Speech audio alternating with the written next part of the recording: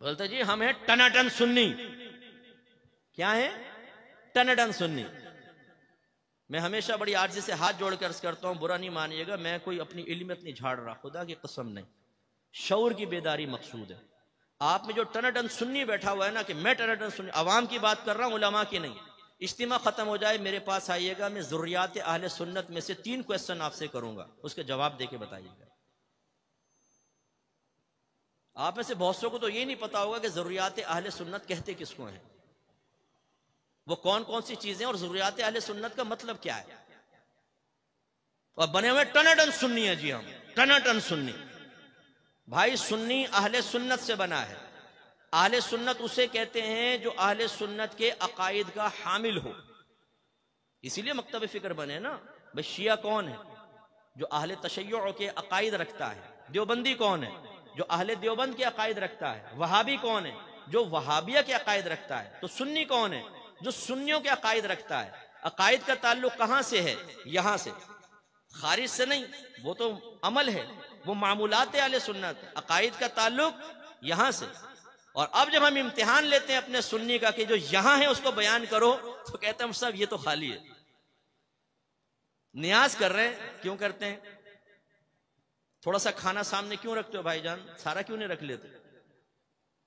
कारी साहब उस पर मुख्तलिफ कुरान की आयत लेकर एक मखसूस हिस्सा पढ़ते हैं, और उसको ऐसा हमने समझाया कि अगर मुझ जैसा आदमी कोई अलहम शरीफ और 3 बार सूरह इखलास पढ़े तो यूं देखते हैं कि फातिहा नामुकम्मल कर दी इन्होंने। वो पढ़ना चाहिए था जो मुरव्वजा है।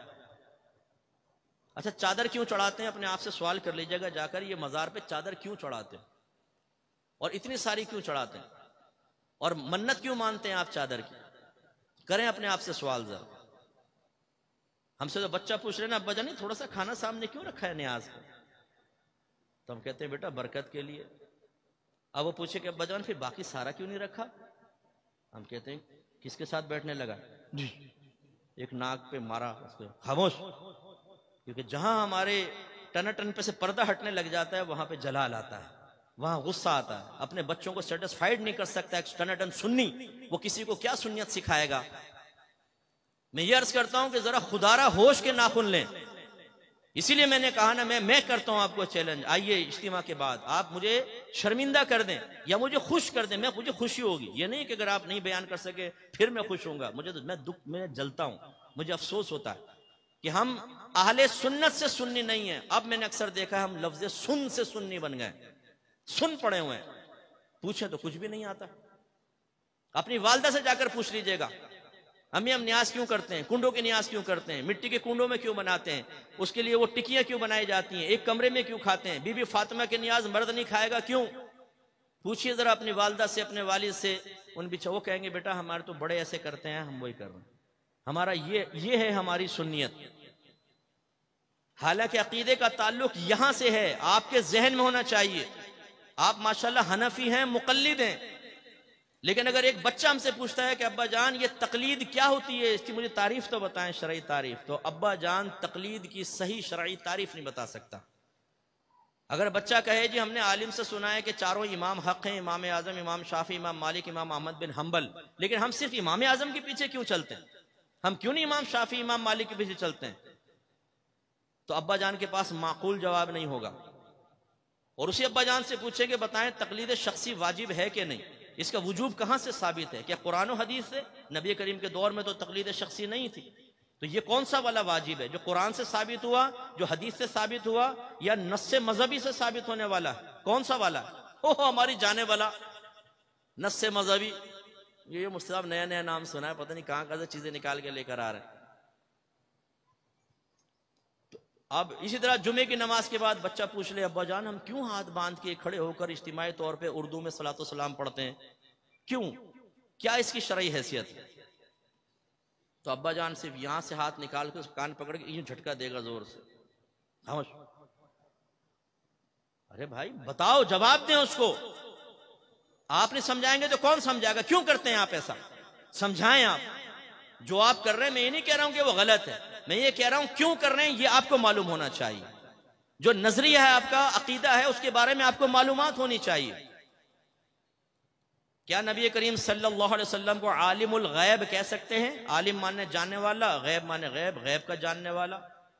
आप कहेंगे, आम आदमी कहेगा कह सकते हैं, लेकिन याद रखें कि मानी समझते हुए नबी करीम को आलिमुल गैब कहा तो दायरा इस्लाम से खारिज हो जाएंगे। कौन सा माना समझते हुए? कि लफ्ज़ आलिमुल गैब एक मखसूस टर्म है, ये उस जात के लिए इस्तेमाल होगी जिसके पास इल्म गैब जाती हो, अताई ना हो। तो आलिमुल गैब हकीकतन अल्लाह तबारक व तआला। नबी करीम सल्लल्लाहु अलैहि वसल्लम को इल्म गैब दिया गया, लेकिन लफ्ज़ आलिमुल गैब उस जात के लिए इस्तेमाल होता है शरई इस्तिलाह में जिसके पास इल्म गैब जाती है। मैं एक जगह बयान करके बाहर निकला तो एक साहब आ गए, वो एक मखसूस जमात से उनका ताल्लुक था। उन्होंने कहा कि आपने भी बयान किया तो उसमें ऐसी अपने हदीसें बयान की जिससे ऐसा लगता है कि नबी करीम सल्लल्लाहु अलैहि वसल्लम को इल्म गैब हासिल था।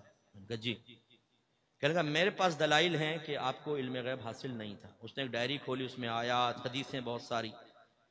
मैंने कहा मैं बाद में इस पर बात करता हूँ, पहले मुझे बताएं गैब किसको कहते हैं। थोड़ी देर सोचता रहा, कहने लगा अच्छा मैं बाद में तैयारी करके आऊँगा।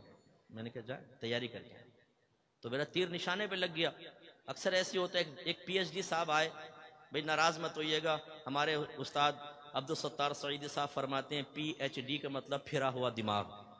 तो ज्यादातर पीएचडी फिरे हुए दिमाग वाले होते हैं कि पीएचडी करने के बाद शख्सियत पे पीएचडी की है, मुफ्तियाने किराम को चैलेंज कर दें। ऐसे एक पीएचडी मुझे मिल गया, कहने लगा लोग कहते हैं जुमा फर्ज है, मेरी तहकीक यह है कि वो वाजिब है। मैंने कहा फर्ज किसे कहते हैं और वाजिब, इसकी तारीफ बताओ। थोड़ा सोचता रहा, कह रहे बाद में आऊंगा। जा बेटा बाद में आना। अब वो एक लड़का मेरे साथ खड़ा हुआ था, सुन्नी लड़का, उसने ये सुन लिया।